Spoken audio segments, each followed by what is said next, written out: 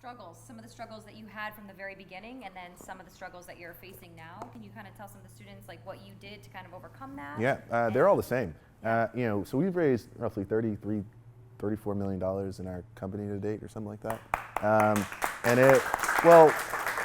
I kind of don't like cheering for it, because just as it came in, it can go right out, right? Like, we're excited.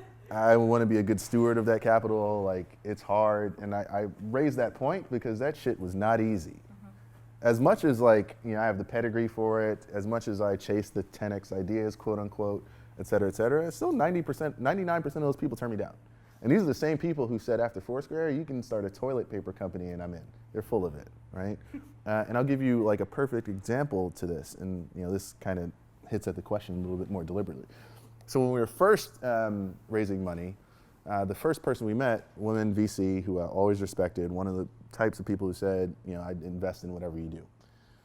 So our first brand is a brand called Bevel, so it kind of eliminates the shaving irritation issue, men and women, blah, blah, blah. And I always used kind of Proactive as like an analogous company, because they eliminate the acne issue, et cetera.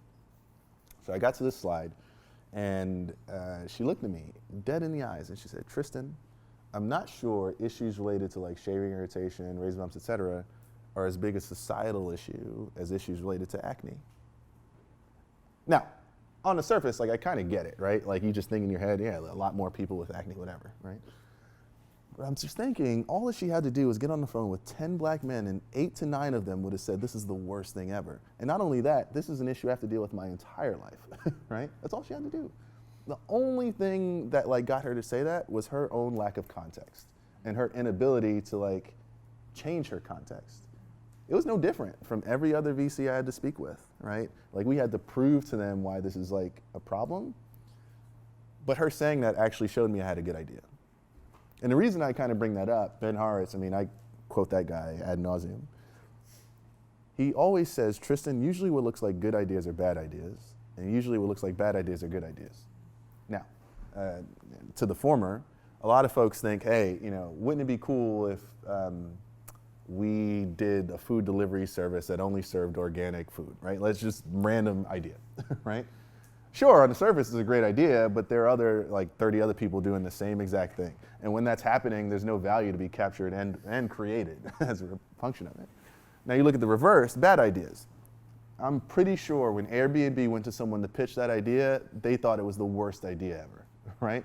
Putting strangers like in my house and charging them for it and like being okay with it. Now they've created tens of billions of dollars of value, right? You look at Facebook, who would have ever thought that people would put all their information of themselves online on the internet for people to consume? Like hundreds of billions of dollars of value. So when I think about kind of my idea, when I go around Sand Hill Road talking about banking or childhood obesity or trucking, I say, do it, I'm in, let's go. And when I talk about this idea, like, nah, I don't know.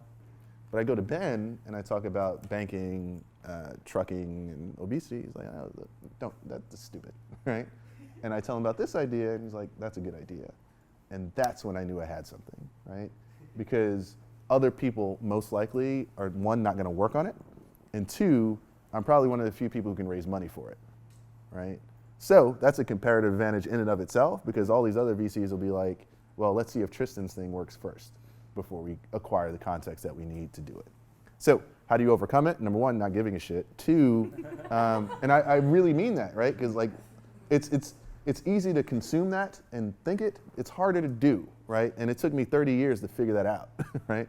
So you gotta like not care. And two, even if people tell you no and they think it's a bad idea, there's probably brilliance in that bad idea. So like embrace it, because the fact that it's a bad idea makes it probably a good idea.